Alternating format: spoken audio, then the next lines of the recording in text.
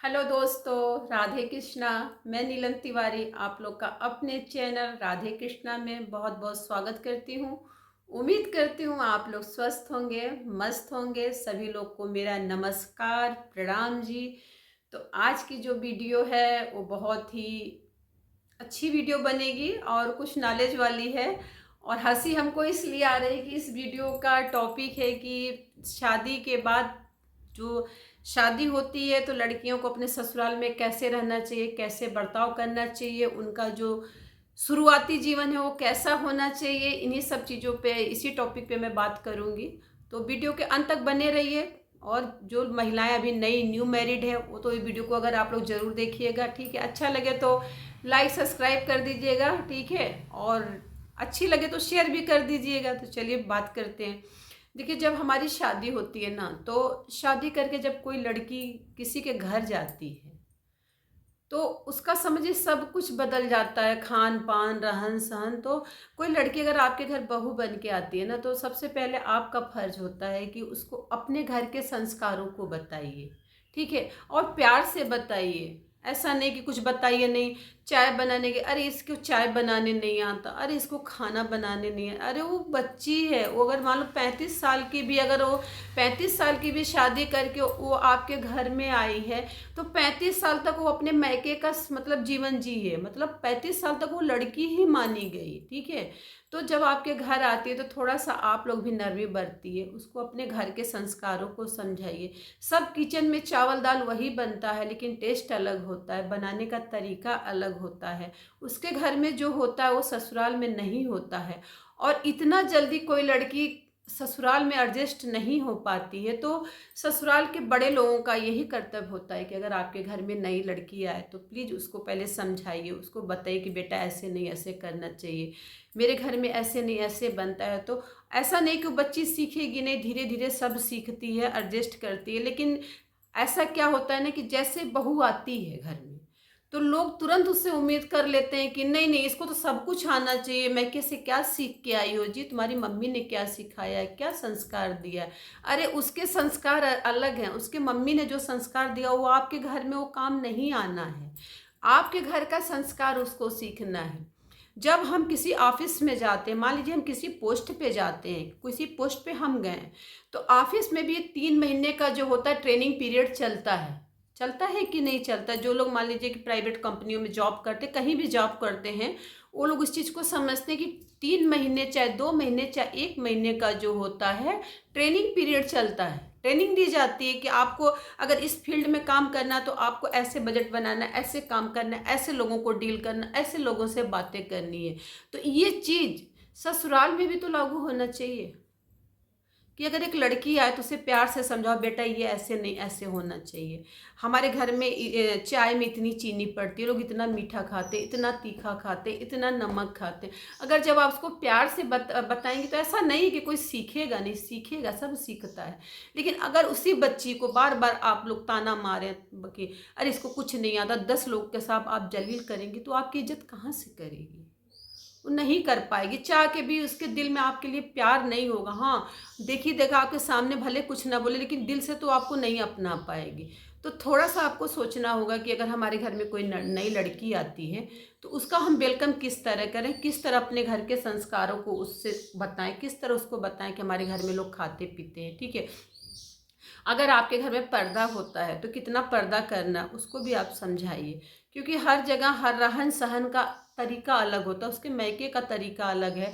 अब वो ससुराल में आ गई तो ससुराल का तरीका, उसको ढलने में टाइम लगेगा, लोगों को समझने में टाइम लगेगा। एक लड़की 10 लोगों को कैसे समझ सकती है? उसको थोड़ा टाइम दीजिए। जब आप उसको टाइम देंगे तो धीरे धीरे धीरे धीरे वो ढलते ढलते आपके रंग रूप में ढल जाएगी, ऐसा नहीं है। लेकिन जब शुरू में ही आपको उसको बार बार व्यंग देंगे, हर बातों में व्यंग करेंगे, हर चीज़ में हम मेरी शादी हुई तो हम तो ऐसे आके ऐसे कर लेते, ऐसा कोई नहीं करता। जो सास बनती है ना, जो सास बनती हैं, वो सब ये सब झेल के तब आती हैं तो वही डायलॉग मारती हैं। ये डायलॉग मारना आप लोग बंद कर दीजिए, ठीक है। आप आजकल की नई पीढ़ी इतनी वो चीज़ बर्दाश्त करने को उसके अंदर क्षमता नहीं, उसको समझाइए।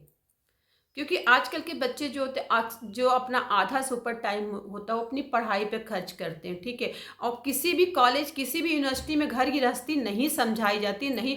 कहीं कहीं कहीं पे ये भी ताना सुनने के बाद, तुम तो पढ़ी लिखी हो, तुमको तो समझ होना चाहिए। पढ़ाई लिखाई में कहीं भी आपको घर गृहस्थी समझाया ही नहीं जाता है। आप किसी यूनिवर्सिटी से डिग्री ले लीजिए, कहीं भी आपको घर गृहस्थी आप घर गृहस्थी में रह के ही सीख सकती हैं। तो किसी भी लड़की को आप लोग उसको प्यार से समझाइए, हर चीज़ प्यार से बताइए कि बेटा ऐसे नहीं, आपको ऐसे करना है, आपको अपने बड़ों के सामने इतना पर्दा करना, अगर आपके घर में पर्दा नहीं होता तो उसको कैसे रहना।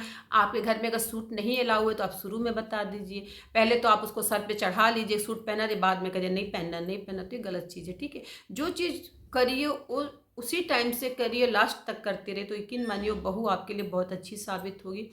अब आइए बहुओं का क्या रोल है।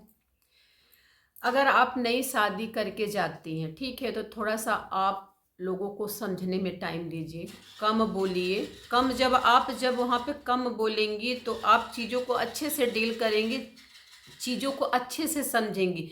जब आप अपना ही बोलती रहेंगी तो आप कुछ नहीं समझ पाएंगी, कुछ नहीं सीख पाएंगी। आप सुबह उठिए, आप अपने घर में 10 बजे सोती हैं, उससे कोई लेना देना नहीं, लेकिन ये आपका ससुराल है, ससुराल में आपको उठना है, सबसे पहले उठना है।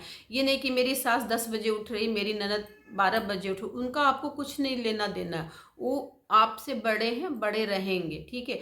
आप अपना 5-4 के बीच में बिस्तर अपना छोड़ दीजिए, नहा लीजिए, थोड़ा बहुत झाड़ू लगा लीजिए, जितना काम, अगर महरीन आती है तो उसके लिए काम को छोड़िए, नहा के पूजा पाठ थोड़ा बहुत कर लीजिए, ड्रेसअप हो जाइए, तैयार हो जाइए। ये नहीं कि बाल बिखरा है ऐसे ऐसे। आप अभी न्यू मैरिड है, न्यू मैरिड में थोड़ा सा कलर भी आप देखिए किस कलर के कपड़े पहनते, कलर डार्क कलर के कपड़े पहनिए। अगर साड़ी पहनती हैं, गर्मी का महीना तो शिफॉन जॉर्जेट की साड़ी आप जो है उसको आप केयर कर सकती हैं, क्योंकि उसमें आपका फिगर अच्छा लगता है, उसमें गर्मी कम होती है, पहनने में भी। अभी आपकी न्यू मैरिड है तो पहनने में भी आपके लिए आसान होता है, साड़ी अच्छे से बन जाती है। अगर आपके ससुराल में सूट अलाउ है तो सूट पहनिए, सर से इतनी चुन्नी लीजिए, कम से कम आप नई लगे कि हाँ आपकी नई शादी हुई। लाल, पीला, हरा, नीला, ये सब कलर नई लड़कियों पे बहुत अच्छे से जमते हैं और बहुत अच्छे जाते भी हैं कलर। तो इन सब लोग को आपको कैरी करना है, ठीक है।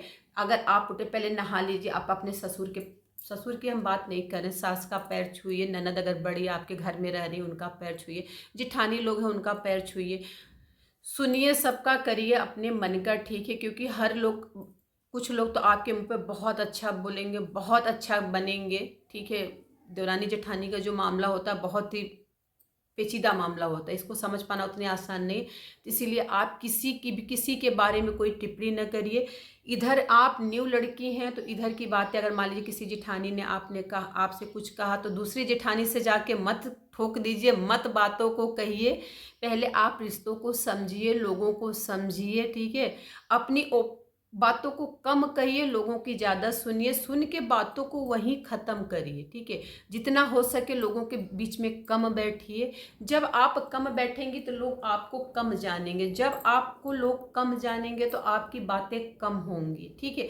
ये हम अपने अनुभव के आधार पे आपको बता रहे हैं, क्योंकि देखिए जब हम लोग की मैरिज, जब हम लोग का कुछ टाइम हो जाता है तो हम लोग को लगता है नहीं, अरे हमने ऐसे नहीं ऐसे किया, ऐसे नहीं ऐसे करना चाहिए था, ठीक है। तो हम लोग के टाइम में यूट्यूब भी नहीं था समझाने के लिए, जो भी हम लोग को मम्मी पापा जो भी थोड़ा बहुत नॉलेज था घर से ही मिला था, ठीक है।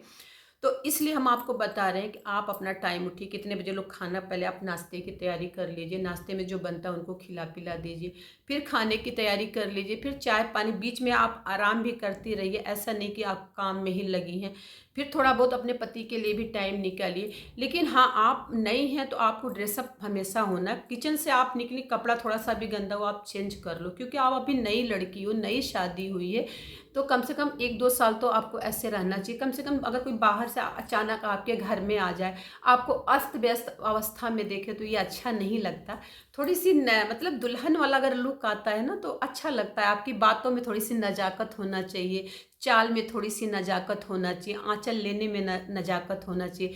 लेकिन मानिए रंग रूप यहाँ पे कोई माने नहीं रखता, लेकिन जब आप इन सब चीज़ों में नजाकत दिखाती हैं ना तो बड़ी प्यारी, मतलब दुल्हन, एक कल्पना करो कि दुल्हन के रूप में कोई कितना प्यारा सा लगता है। तो इस तरह आप लोग रहिए, ठीक है।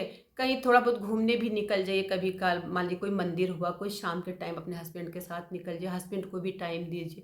परिवार के साथ जो आपकी बोलने का टोन होना चाहिए, ज़्यादा ऊंचा ज़्यादा नीचा नहीं, बीच का होना चाहिए, ठीक है।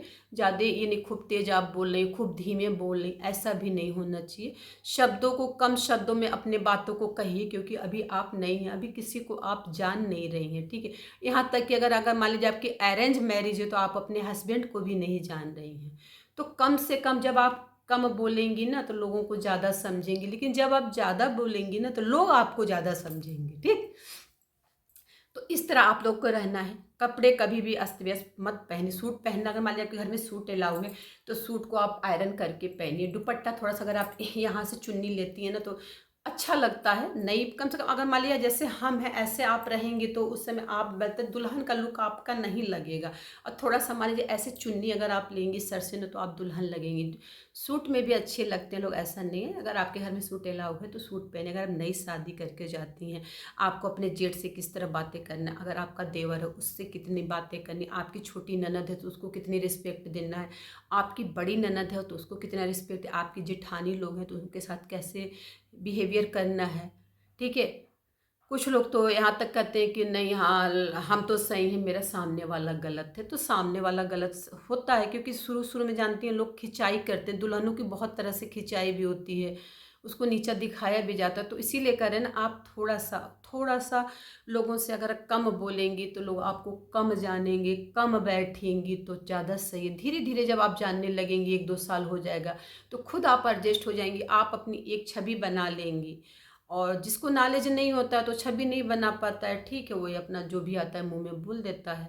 तो इस तरह आपको रहना है। कपड़े कभी भी अस्त व्यस्त मत पहनिए। नहीं कि आपने किचन से निकला, आपके किचन का स्लैब आप ऐसे ही छोड़ दी कि नहीं, बाद में ऐसा मत करिए। कम से कम उसमें आपको सफाई भी दिखाना है कि हाँ सफाई से अपने काम को थोड़ा करिए, सफाई से करिए, कायदे से करिए। 1-2 दिन वहाँ का अगर आप खाना खाती हैं तो आपको नमक की भी जानकारी हो जाएगी, तेल की भी जानकारी हो जाएगी, मसाले की भी जानकारी हो जाएगी कि लोग कितना मसाला खाते हैं, कितना तेल खाते हैं, उस हिसाब से आप खाना बने।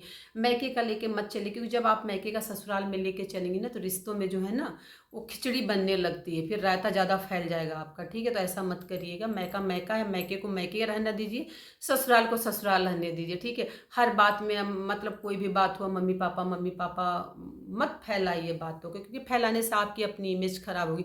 अभी तो आप बचपना में सब बातें कह देंगी, जब जब मेच्योरिटी आएगी, जब आपकी एक एज आएगी ना तो आप तो उस बातों को भूल जाएंगी, लेकिन जिससे आपने उस बातों को कहा ना वो कहीं ना कहीं आपको पिंच करता रहेगा, ठीक है। तो बातों को कितना कहना है, कहाँ तक कहना है, मैका है मैके मान लीजिए आपकी भाभी है बहन है, कितना शेयर करना है उतना ही शेयर करिए जितना किया जा सकता है, ठीक है। हस्बैंड की बात अगर आप शेयर मत करिए तो ज़्यादा बेहतर है, क्योंकि देखिए कभी इंसान प्यार भी करता है, कभी गुस्से में भी आता है। तो ऐसा नहीं कि इंसान गुस्सा करता तो प्यार नहीं करता, ठीक है। तो थोड़ा सा इन सब चीज़ों का अगर आपने ध्यान रखा, न्यू मैरिड हैं तो आपकी लाइफ बहुत अच्छी जाएगी, बहुत बेस्ट जाएगी। आप नंबर 1 की बहू बनेंगी, नंबर 1 की भाभी बनेंगी, नंबर 1 की पत्नी बनेंगी।